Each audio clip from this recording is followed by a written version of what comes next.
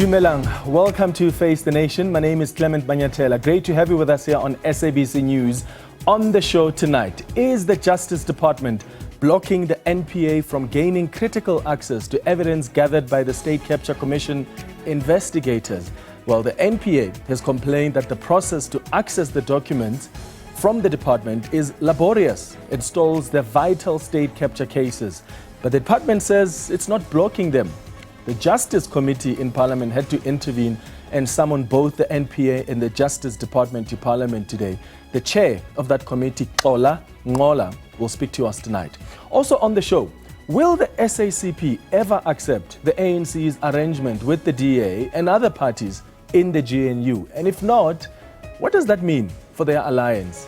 The SACP Secretary General, Mapaila, joins me in studio. And then later, why do we still have government officials who continue to receive full pay while on prolonged suspension?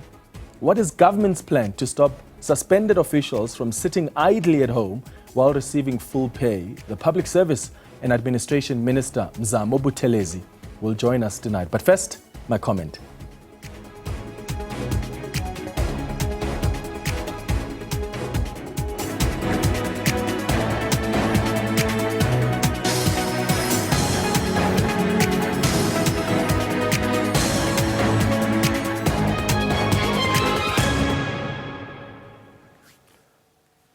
So the Justice Minister, Thembisi Melani, seems to be continuing with her work and public engagements following her explanation in Parliament last week about the loan that she took from businessman Ralion Razwinani, who is currently standing trial on corruption charges linked to the looting of VBS. The minister was in Parliament today with the NPA discussing accessing the Zondo Commission's database. Remember last month the department refuted the National Prosecuting Authority's claim that it cannot access evidence from the State Capture Inquiry Data Center.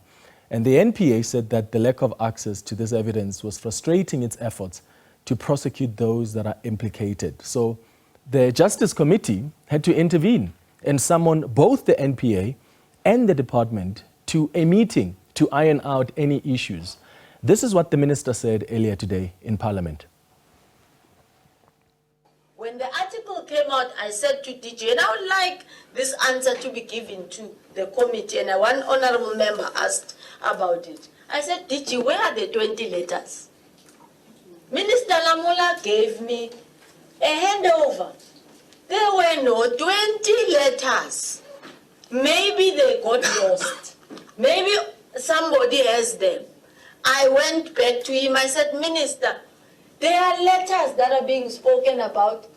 20. Can you imagine 20 letters? Not 2, 20. I wouldn't manage to miss them in your office if they are in that quantity.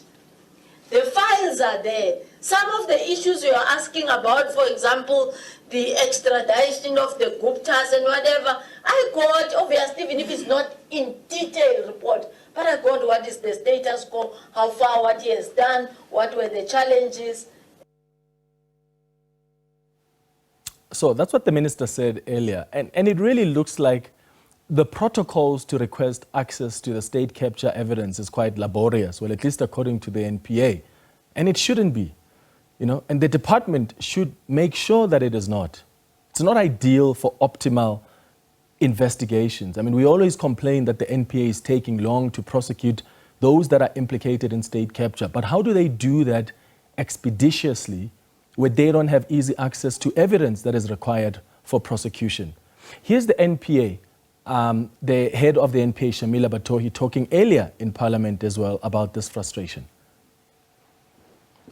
We were asked a question at a media briefing that the NPA gave at the VGM headquarters, a very direct question about whether you have the access that you need to the Zondo, the information in the Zondo, I'll call it repository because this is very technical about databases and other information. And we honestly said we did not have that. And that was, we were asked in a media briefing. And that's when, of course, more questions come up. And but what it's led to is us actually being here before this committee. I mean, it's concerning hearing these two entities speaking like this because these are actually entities that are supposed to actually work together, right? You've heard what the minister had to say, and you've also heard what the NPA head, Shamila Batoyi, also had to say. And I just hope that the entities will figure this out because we need both of them to work together. And yes, the Department of Justice is the custodian, and this is the argument they can make. They are the custodian of information pertaining to the State Capture Commission's work. And any request for that information is actually necessary. And there are other law enforcement agencies that may also come back, right, and say, we want to have access to that kind of information. And my understanding is that the NPA at some point just wanted exclusive access to this kind of information. And I'm going to ask the committee chair to just help us understand if that really is the case. And speaking of the Justice Minister, you probably heard her explanation about that loan that she took from someone who benefited from the VBS looting. This is what she told Parliament just last week, Friday. The improper relationship. I did not have any improper relationship with the contractor appointed by the municipality. And let me give the context to this assertion. I will touch a bit on the appointment process of Gundu as the financial advisor on investment decisions of the municipality. Mayors are never involved, or councillors are never involved in procurement. So the work of appointment of a service provider is a responsibility of executives in the municipality. And in this instance, an advert was ran, a supply chain management process was undertaken, and Gundu Wealth Solutions was appointed as the investment manager, financial advisor to the municipality for a period of 3 years. So yeah, the minister explained that she didn't know that the man she borrowed money from was not a registered lender. She also didn't know that the money the businessman lent her was from VBS. She explained that she approached normal banks first for a loan, and when she was rejected, she then approached this man. She has also said that she has paid back the money and will provide proof to the president when they meet. However, the minister has said that though she might be the justice minister, she cannot interfere in the NPA. So let's hope that the two entities will figure this whole thing out. I mean, we need both, as I said earlier, we need both the NPA and the department to work together and to have a seamless working relationship. The question we're asking you tonight is, are you concerned about the seeming lack of collaboration between the NPA and the Justice Department over access to the Zondo Commission's database? Please send us a WhatsApp voice note right now on 078-479-1897. Remember to tell us your name and your surname and where you're sending that voice note from. Please keep it at 30 seconds. Alternatively, you can send us an X on @FaceTheNation SABC.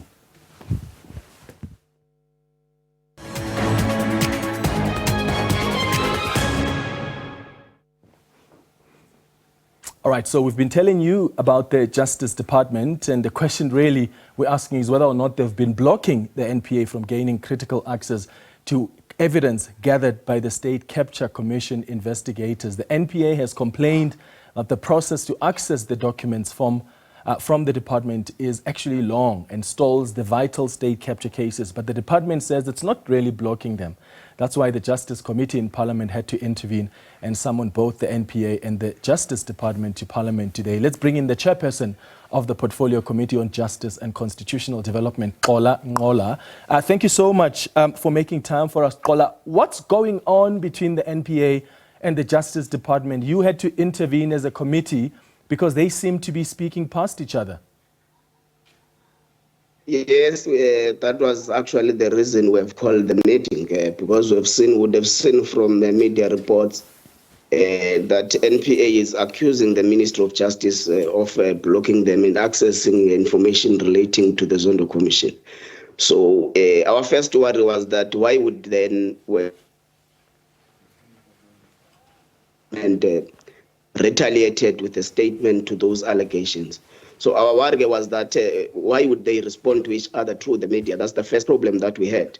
The second problem is that if those kind of allegations are true, that would actually mean that the prosecutions pertaining to the Zondo report will actually be halted. But we have been able to remove that kind of relationship between them, so that they are able to collaborate and work together and ensuring that justice is done. What's the actual issue here? Why are the protocols to request such information taking too long? I mean, that's not ideal for optimal investigations, and the NPA needs critical evidence or documentation that can assist in expediting their state capture cases. Why must it be a laborious process? How did the department explain that?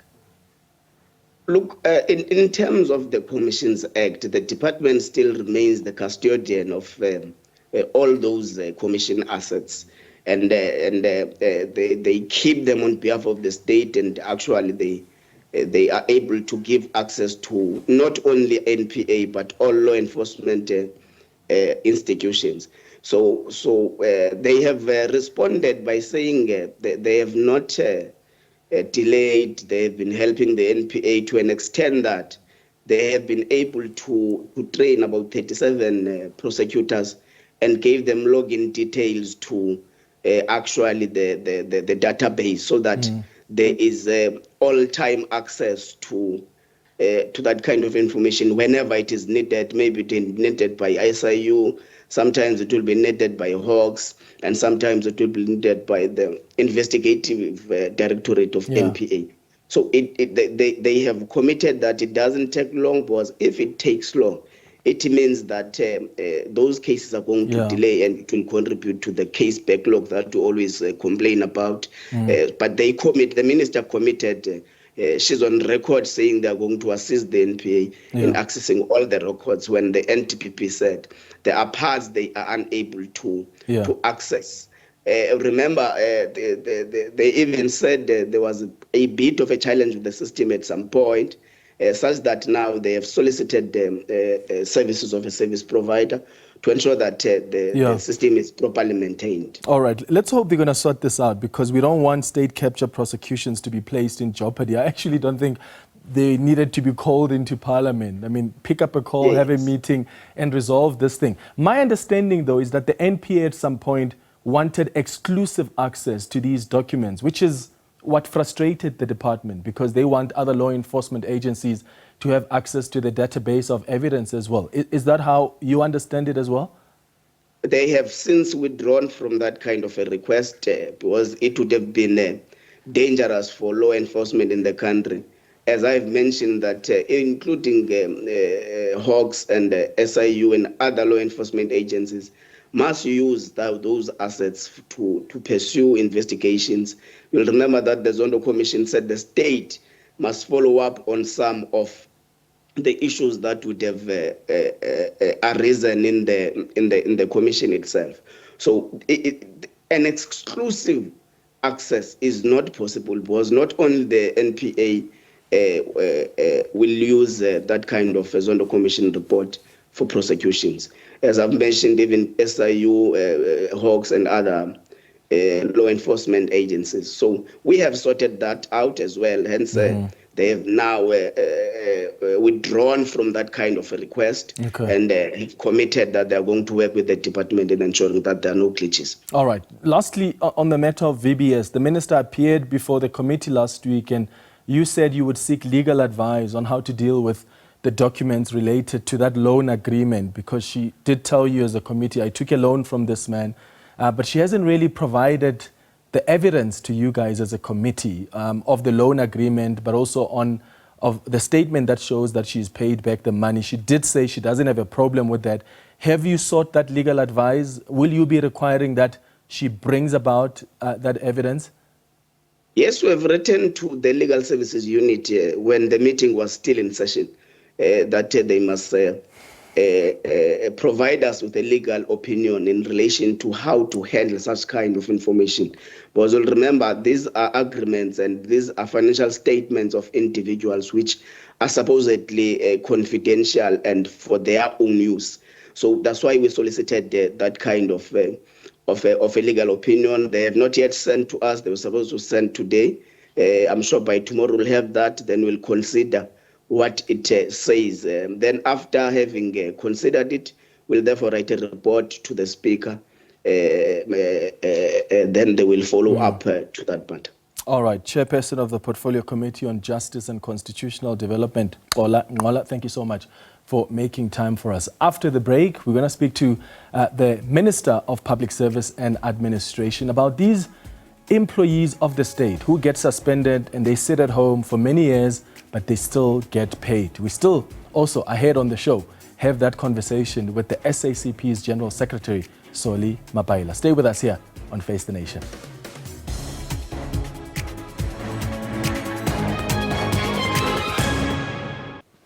Welcome back. Now, suspended government officials will no longer stay at home on full pay.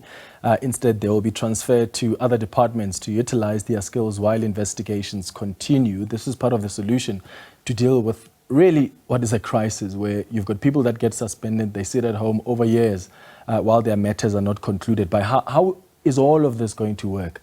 The Public Service and Administration Minister, Mzamo Buthelezi, is facing the nation tonight. Minister, thank you so much for making time for us tonight. So we are discussing this evening these officials who continue to receive full pay while on prolonged suspensions. I think it was in 2022 when Parliament recorded about 259 government employees on precautionary suspension, and that had cost taxpayers over 130 million rand last year, that particular year. In the following year, News 24 reported that Gauteng departments had spent more than 25 million rand to pay people that are suspended for prolonged periods. This is becoming quite a challenge for government. Yes, it is becoming quite a challenge for government. Hence, we are coming up with some measures to try and mitigate that. And what are those measures? What are you going to be doing to try and avoid monies being paid to people who are often sitting at home for many years while their matters are still ongoing, the disciplinary matters are still ongoing? Part of what we are doing is what we have already mentioned, that we encourage departments that instead of suspending employees, they must transfer them so that we continue to use their expertise while they are facing those charges, as opposed to allowing them to sit at home and only secure a salary every month while they are not actually productive in the workspace. Because you've got people who are on suspension, some of them for over 1,000 days, which is so much money that the government is actually losing. But while we say that they must be transferred to other departments, we are very mindful of the fact that the nature of the alleged offense itself should be taken into account. For example, if it's an educator at school who is allegedly actually harassing kids there, so you can't transfer that same person to another school because you are transferring a problem. But better you take those kind of people to a space where they won't be interacting with kids and the likes, so that they continue to perform their duties while facing those charges. Secondly, we are trying to intervene as a department in trying to assist different departments in terms of how they should manage matters of discipline. And our interventions seem to yield good results so far. Yeah, and still on the issue of transferring them to other units, do you think that's really going to solve the problem? And I hear what you say about it depends on, you know, the kind of transgressions, because also what happens if they continue with their, you know, unethical conduct in those units that they're being transferred to? So how are you going to be determining whether the transgression is severe enough for this person not to be transferred and which ones is not severe enough for them to be transferred to other units? Yes, the very fact that I mentioned that myself, to say we look at the nature of the alleged charge to those people, because you will be surprised that many of these employees who are sitting at home, they are facing sometimes minor charges, and to an extent that it's not necessarily even matters of discipline, it's matters of relations between them and their managers. Because of our intervention, the number of suspension have dropped drastically, which therefore proves the fact that some of them will be actually put on suspension willy-nilly. And also, what has come very clear in our intervention is that when we have issued a directive to say if a person has been suspended for over 30 days and is not actually charged, that employee must come back, because we found that some of the delays in finalizing these cases is because the department themselves claim not to be ready. Then you ask yourself, how do you begin, therefore, to suspend if you don't have prima facie evidence, which actually tells you that there is a case against this official? So the intervention themselves, they've assisted greatly to reduce the number of cases, because there's so much that is happening in the workspace. So from what you have assessed so far, Minister, how long do some officials wait until their disciplinary hearings are finalized? And how does the department plan on ensuring timely hearings? Because, you mentioned earlier that some people have waited 1,000 days. It doesn't make sense that you're getting full pay and you're sitting at home for 1,000 days while your disciplinary hearing is still being undertaken. Yeah, what we are actually saying is that a person should be suspended for a period at least of 30 days. If then he's not formally charged, then that person must come back to work. But also, you will find that in some departments, you don't have people with the right expertise now to deal with particular matters. There are exceptional cases where you find that the finalization of the case is a bit prolonged because of the nature of the offense. For example, in those what we call complex matters, in the main, those involve issues of corruption, where there has been money laundering and all that, which means therefore that there is so much work that needs to be done to follow through every what you call transaction. But those are exceptional cases. Most of the cases can be dealt with within a very short space of time, so that we finalize them in good time. Yeah, I see that there are several departments that were selected for intervention, some of which resolved to uplift, I think, 130, if I'm not mistaken, of their long overdue suspensions out of the 250. What does that actually mean when departments uplift suspensions? A number of things. It could mean that the person who was actually suspended, there is no evidence, there is no actual case that can stand, because it must be also be mentioned that through our intervention, we have discovered that some officials, in response to your particular question, have been suspended because they are not in good terms with their what you call supervisors. So they use suspension, therefore, to muzzle them from actually speaking whatever issues that are there in the workspace. You will also remember that some people will whistleblow and then they'll be victimized at work, they'll be suspended. It's a number of things that are at play. Hence, each and every case is dealt with from its own merit. But all that I can say is that since we have, as the department, intervened, we have issued directives and we're trying to assist wherever it's necessary.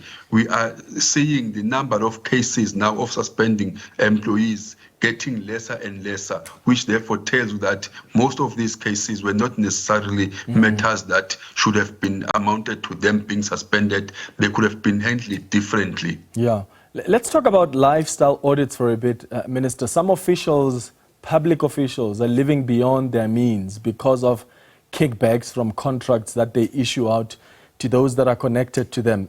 Have lifestyle audits been implemented? When are they going to be implemented? Because it's something government has been talking about for way too long. Yes, we are implementing lifestyle audit, and the reaction also from departments is very good. There are very few numbers of departments that are not complying with that, and we are also assisting in that, because when you go into lifestyle audit, you try to find out the wealth that is there as to how the person was able to earn that wealth. So that also assist us to find out the elements of corruption and all the things like that. But lifestyle audit are actually happening as we speak, and many departments are adhering to that. But yes, there are some few areas, very few, if I may say, which are actually problematic, but which we are trying to intervene in that regard. And what are you finding? But also, what is very important, as this is Public Service Month, I think our focus is that we need to inculcate a culture, because public service in the past was not just a career, it was a calling. Now we have seen that dropping, and we've seen public service attracting people who ordinarily should have not been come to the space. So the issue of ethics, therefore, as we launch the Ethics Week on Monday, we are trying to actually conscientize people to say public service is an honor. Yeah. So if you really don't want to serve your fellow citizens, then you don't have to come to public service. It's a noble cause that people should respect and be proud of to serve. Okay, just lastly, you have also revealed in Parliament that there are more than 6,000 foreigners or foreign nationals who are currently working in government, in the public service. What is their status in the country? When it comes to those, their status in the main, we found that they have what you call a right to be here. They are legally in the country, and some of them have some expertise which we don't have in the country. And then we have to, as we have been saying, that in those cases, therefore, there must be a clear plan as to how do they transfer the skills. Some of them are foreign nationals, but their parents are from here. So those ones, we don't have in the main people who are here illegally and they are employed by the state. Those that are actually in the employ of the state have papers to be here, and they were appointed procedurally so. All right, Public Service and Administration Minister Mzamo Buthelezi, thank you so much for making time for us tonight. My pleasure. Thanks for having us, the department. Thank you.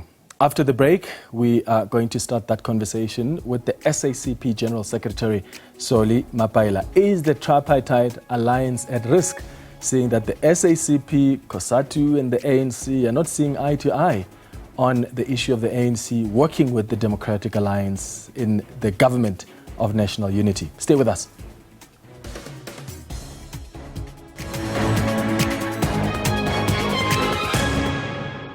Welcome back. The South African Communist Party General Secretary Xola Mapaila has been criticizing the ANC for forming a government that includes the Democratic Alliance. The SACP is the ANC's alliance partner alongside with COSATU. Mapaila has gone as far as saying the ANC has sold out the country. He's facing the nation tonight.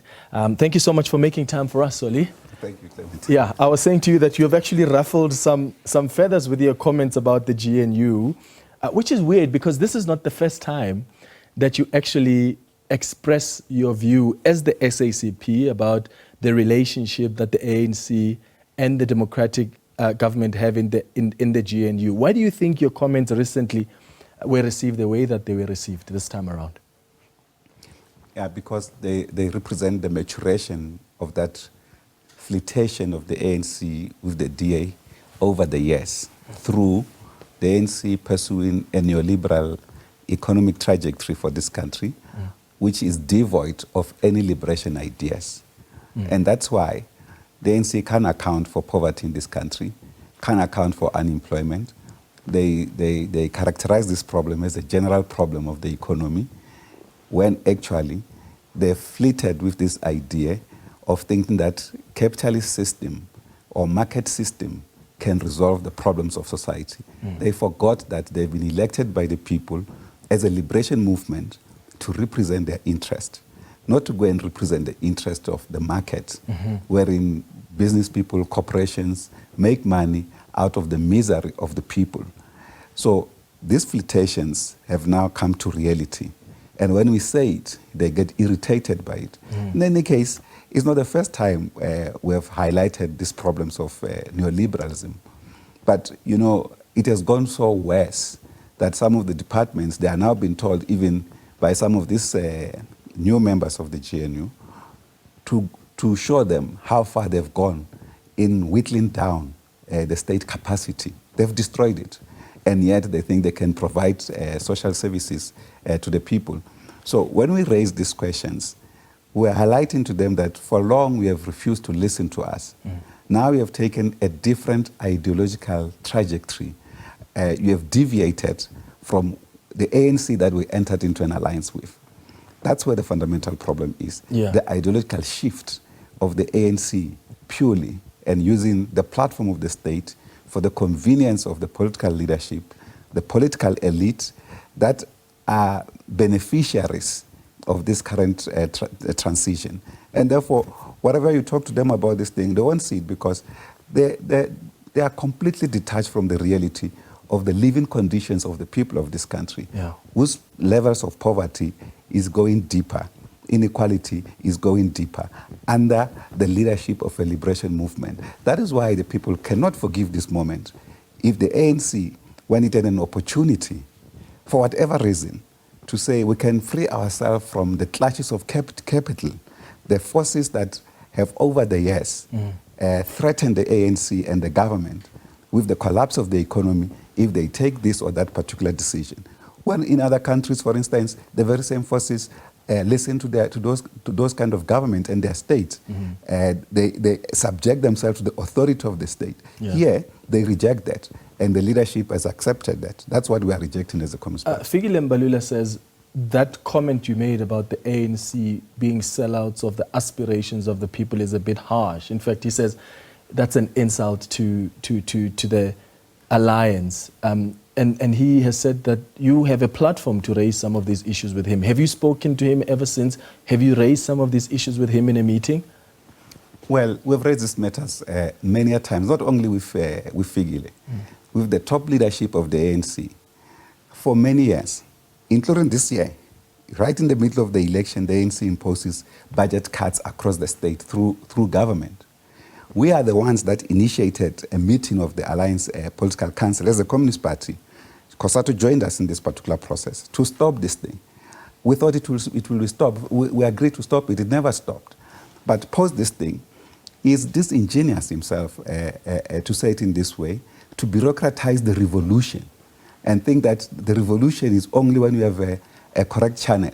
The correct channel that has been abused, that is not even being used effectively to resolve problems, but justifies their continuation with wrong things on the basis that we come from the meeting of the alliance. For instance, the recent engagement that they tried to have with us, we rejected them on several grounds, including, for instance, when we were discussing the possibility for the first time, in fact, let me put it this way, since the outcome of the general elections, there's not been a meeting of the Alliance Political Council, which is the top leadership of the Alliance, to say, we have encountered this huge setback. What do we do as a liberation movement?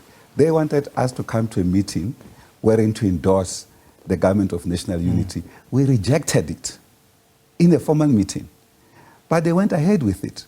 But it's also part of inexperience. And not only part of inexperience, part of inexperience on the part of Secretary General Mbalula in the leadership of the alliance, because we said to him at one point, if the ANC want to come out in public on a major strategic issue without engaging the alliance, it must know that it is going to face consequences, because when we differ with it in the manner that we do, they will start calling us names, but they forget that they didn't talk to us. That is why it's important for the ANC that represent us also in government, by the way. For any important moment, they must engage the alliance.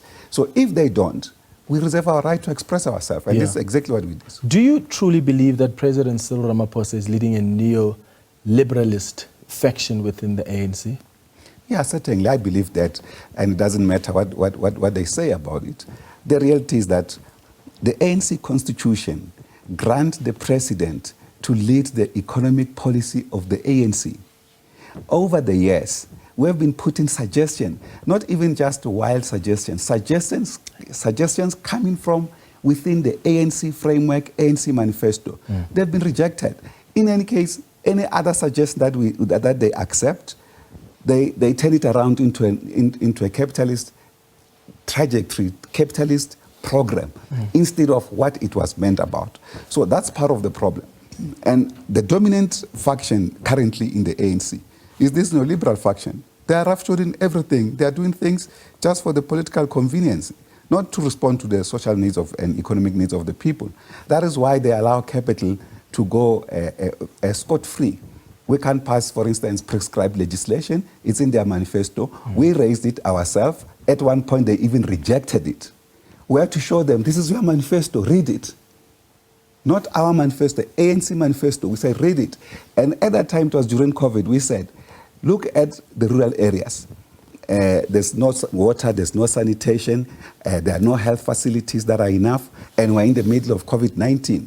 And we said, if you pass prescribed legislation, that means you can force capital to invest part of their investable amount to those rural areas in this area of water, sanitation, and health facilities. Initially, they were denying that this is a decision. They said, no, but you guys are too radical. We can't do this thing. We said, no, it's in your own. When they realized it's in their own, they went to flirt with this thing, with the neoliberals, through the ETC of the ANC, headed by Enoch at the time, Kotongwan, who then went to change this thing. Prescribed asset is not in place today. The rural areas cannot be transformed. We must keep quiet and keep on saying, no, no, no, we will go and talk. We spoke to this comrade in private on many occasions. Last week, we had an informal meeting of the alliance convened by Comrade Mbalula. Because, firstly, you can't even follow the basic protocol of the alliance just to follow the arranged meetings.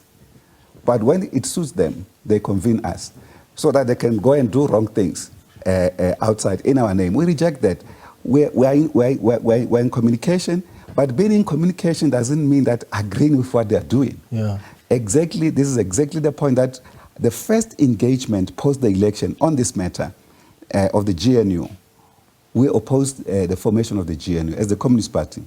COSATU also opposed the formation of the GNU in that meeting. They don't say so. They go ahead in their NEC, take a decision to that extent. When we were already in consultation mode, we met Monday, Wednesday, we have already convened our special extended Politburo to consult our members, which rejected the option of the GNU as the Communist Party. On Thursday, they announced that the NEC goes that we are going with the GNU. But to be fair, the NEC is the highest decision-making body. Yes. So even if you are unhappy as the alliance, the ANC has every right to go ahead with the decision. It shouldn't work like that. It shouldn't work like that. That is why we say to them, if you're going to convene an NEC meeting, make sure that that day of the NEC meeting, for instance, could have been a consultative engagement with their allies. So that when they go to the ANC, they take into account the deep reflections of their allies. They don't just think that we are the leagues of the ANC. Even the leagues are consulted sometimes even more intense than us. What are the consequences for the African National Congress? Because you are describing a party that is compromised, and based on your description of the neoliberal policies and the faction that you're saying is what's running the ANC now, they've already dipped in their electoral support. You see what the MK party is doing with getting so much support on the ground. I mean, what will become of the ANC in 3-4 years' time when the 2029 elections come? It must stop lip service. First, to itself as an organization, to transform itself, to change, to be relevant, and to deal with the factions. It has been unable to do so for decades now. Comrade Halima, when he presented the SG's report at the 2007 National Conference of the ANC in Polokwane, raised these questions sharply. It's almost 20 years now, more than 20 years actually. The same problems are still reflected all the time. No tangibility to deal with real problems. So what's going to be happening in 2029 in your view? Of course, they will decline unless they change drastically as the movement. But can they change when they're in this arrangement in the government? The only way in which they can change is to throw away the neoliberal book as a guiding book of the liberation movement. That book has failed. It's been even rejected by the originators of this book. Look into the United Kingdom. They are rebuilding the state capacity. Look into the USA. This thing was at a public level introduced by Ronald Reagan and Margaret Thatcher in the early 70s as a way to go, selling off of state assets, taking everything to the market, reducing and rejecting the state and bringing in a private capital as the provider of services. Private capital doesn't take responsibility for the failures of government or for the failures of communities not to have access to services.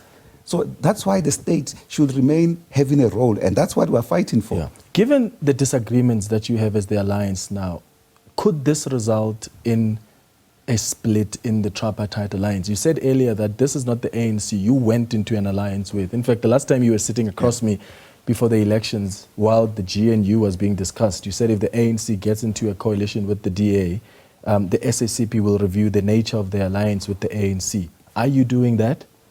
We certainly will have to. I mean, we're having our Special National Congress in December. This matter will certainly come up much more sharply. But it doesn't have to wait for that.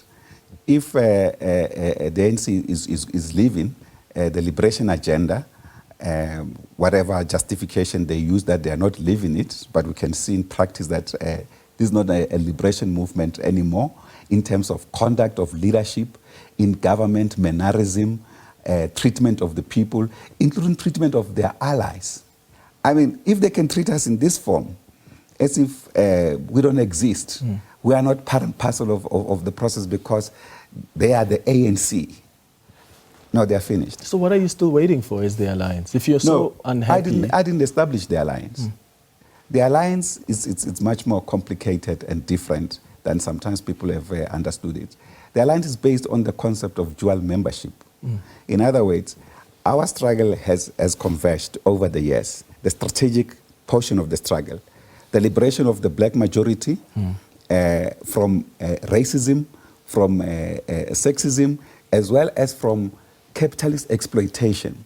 This is the core thing. This is what we call the National Democratic Revolution.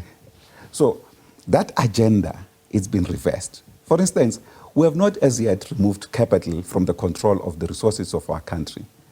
The face of poverty in this country remains of the African people, of black people in general and Africans in particular. And yet the liberation movement has been in power. How long do you have to justify this unequal relationship, this cavorting with capital by the political leadership that doesn't want to act? Because if you were to take any action, it always looked into the glances of factional arrangement and groupings. That is why we are unable to transit and to transform society. So the core of the alliance, its values, is being reduced day by day by allowing this leadership to continue in this form. If this is how the SACP feels about this government of national unity, and you say the ANC has sold out the aspirations of its people, and yet you still have leaders of the SACP that are serving in the government, this which is compromised, that's giving it legitimacy. Why are you not withdrawing your deployees there and saying, you are our members, we need to take a firm stance here. We don't agree with what this GNU is doing. I mean, Blade Nzimande is there, David Masondo, Buti Manamela. Why don't you withdraw them? No, we have no deployees in the ANC or in government. These are ANC members in their own right. First, you know, when they were discussing with the DA first demanded what they call sealed agreement. They wanted to deploy their leader Steinhuisen into government, but said he must be independent of cabinet. We have never had a socialist minister. We have never had a minister that accounted directly to the Communist Party. These are SACP members who are ANC members in government. So that's the thing. The protocol is that all those who are in government account on the basis of the ANC framework. We have tried a means as the Communist Party. We created what we call a Deployment and Accountability Committee, wherein those who are our members serving in government, we can engage them. Because nothing stops you from saying to Blade, David Masondo, and Buti Manamela that, hey, guys, as SACP members and as our colleagues and comrades here, this is our advice to you. What's happening in the GNU is compromising and selling out South Africans. why don't you guys withdraw yourselves? We understand you've got dual membership, but this is how we are engaging you. Nothing stops you from doing that. No. Because this is not a coalition arrangement. It's an alliance. That's the difference. That's the deep reflection you need to come to, Clement, is that these members in their own right are ANC members. For instance, even when we engage with them, we can't choose where we send a member of the Communist Party who's in government. Even if that member is a leader of the Communist Party, we can't choose which position he goes to. We can't choose which policies they So when you they sit should in the implement. meetings and you have these discussions about the GNU and you say it's compromised and it doesn't represent the very members that you support, what are they saying in the meetings? Do they agree with? First, there's never been a discussion about the GNU in the alliance. No, I'm saying in the SACP. Well, of course, in the SACP has the right to we can discuss this particular matters, but to the extent that our representative in government is the ANC, we have to raise these matters with the ANC. They've shied away from the meeting. When we met, we said, let's have what we characterize as a political council to discuss the current trajectory. We were not given that. Yes, I get that. I'm saying as the SACP, if you're sitting across the table, some of them are part of your central committee members. When you are saying this GNU is compromised, when you speak as a collective as SACP leaders, and yet there's someone there who serves in the very same GNU, I understand they've got dual membership, but what are they saying? Are they so they don't share the stance of the SACP then? No, they share the stance of the SACP. And yet they're still comfortable to serve. It's not about being comfortable to serve. What is it? They are ANC MPs in their own right, okay? And the ANC has deployed them. So they serve the ANC. But as serving the ANC, they are guided by the ANC policy. Now, ANC comes through its NEC, which, in my view, assert its factional positioning and say we are taking this route irrespective of any other option. But the main option is that it's a class option. It's a class decision that they've taken. It's a decision that failed to confront capital in this country. Capital that has entered the political space openly. One of the richest men in this country, Oppenheimer, go and just check how much he spent funding the opposition parties. But who's protecting his wealth? The ANC government. Over the years, the ANC government.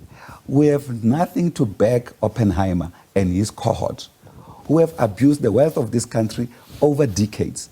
Continue now to enter into deals with the political elite and continue to lead government to protect their interests, not the interests of the people of this country. I just think that it would be a very strong statement to make as the SACP when you say to your deployees, yes, you are members of the ANC as well, but if you agree with our stance, withdraw. That would send such a powerful message to the public, to the ANC as well, on how you feel about the GNU, because what it's suggesting to me, what you're telling me is that your members, some of your leaders in the SACP, their membership of the ANC trumps their membership of the SACP because they have chosen to go with the ANC, even though the SACP is very much against this GNU, but they still go, oh, but I will serve there because I'm also a member of the ANC.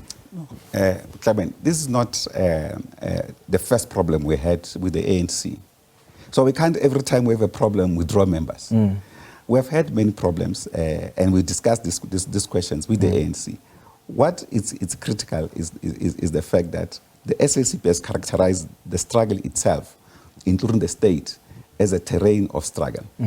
So when we have our members there, in their own right, in whatever committee that they serve in the ANC, they have a class orientation in their argument. So they can argue differently. Because if we leave the ANC, if we adopt that poster that you are saying, we would have long abandoned the ANC literally well, it's to not become like the they've DA. been listening to you. No, you said they haven't been listening. There are areas there where, for instance, we've made strategic interventions, for instance, and some of them have been successful. Some of them have taken decades. Of course, for revolutionaries, we can't accept things to take so long. For instance, NHI. We started NHI, by the way. We have allowed the ANC to take the glory about it. Now it's been opposed by neoliberals. We started the intervention for free basic water, free basic electricity during President Beki's time to say this is a way in which we as the alliance forces want to feel represented in your government, in your policy framework, and you accommodated us. But these ones are refusing to accommodate even any single new things that we are raising. I've got to get your comment as well before we wrap on Chifuwa Matotsi's affidavit and the 3 million rand that he says in VBS money was paid for your conference back in 2017. Have you received that kind of money, and will you be paying it back? Clement, this question is arising for the second time. We fought this matter because we even took this matter to the press ombuds, and they ruled in our favor. Because even at the time, that the fellow that, it was not even Chifua, it was a company called MML that had donated money to our Congress. When it was alleged that they were a VBS entity, we wrote to them, are you a VBS entity, and so forth. They rejected that. They're not a VBS entity, they're a subsidiary of Vele Investments. Vele Investments is the majority shareholder of VBS. Yes, Vele but Investments... at the moment, at the time that when we discussed with them, they denied their relationship. They lied to you? Yes, they lied to us. Yeah. So we were equally the victims, because at that time, for instance, we are told now, through this particular affidavit, that they wanted us to stop criticizing them. Go and look at that very same conference position on state capture, even on VBS. Yeah, your view didn't change, but I'm saying they lied to you then. Not because we knew who they were. They lied to you then. You now know the truth, that this is a company that paid for your conference. It's actually a company that was a subsidiary of Vele. Vele was a major shareholder in VBS. Vele was actually created just to really launder money from VBS. So are you going to pay back that money because you have benefited from a proceed of corruption and looting? That's what it is. No. If you are putting it that way, you are incorrect in your summation as well. We took this matter high up as the Communist Party, even legally. So when we took it up at that time, we were cleared. Okay. Now it has come in a different form. We still need to take it up. In fact, we have referred this matter to our lawyers to deal with, so that we come to the real conclusion. Because we are picking up that there's fishing, in this case, for instance, to try and associate us with this question of VBS, when actually we stood up. Those comrades who died in this question of VBS, they were party members. No, that's true, and I'm not questioning that. But if you admit that you were lied to then about LMN, you now know who this company belongs to. It belongs to this man who is in prison now. This money that was paid for your conference is directly from VBS. So what gain? For what gain? Because that's it doesn't matter the gain. The point is you receive this money. Are you going to pay it back now that you know that that company lied to you? We didn't receive the money from VBS. I think it's very important to appreciate. It's paid for your conference. Yes. No. Not from VBS. Clarify that. Well, Soli, you know how money laundering works, right? People who want to be corrupt are not going to send you money from VBS. That would be very stupid of anybody who's corrupt. They could not even catch us. They could not even catch us. That's why they don't do that. Clement, they could not catch us up in this regard. But when we informed our legal team, in fact, I said it myself. I said, go and look into this matter, and if it comes to the point where we have to pay this money to the victims, we will do so as a Communist Party. So if you find out that this money came directly from VBS into this subsidiary, into your conference, are you going to pay it back? Yeah, that's what I'm saying. Okay. We will certainly. That's what I've said to our lawyers. Okay. That go and get to the bottom line of this thing, because we took up this matter from the beginning legally to clear our name, and our name was clear. It's good to see. Now it's been reinvented again, but we're sorting it out. I'm happy to hear that, because as the SACP, you always say you represent the downtrodden. Of course. No. And if there's money, I gave that instruction personally myself, but the bottom line, that's where we come from. All right, got it. That we did not receive money from VBS. So Mapaila, thank you so much for coming through. I really appreciate your time. And thanks to you for watching the Tuesday edition of Face the Nation. We'll be back on Thursday at 8 p.m. Thanks for watching. Cheers.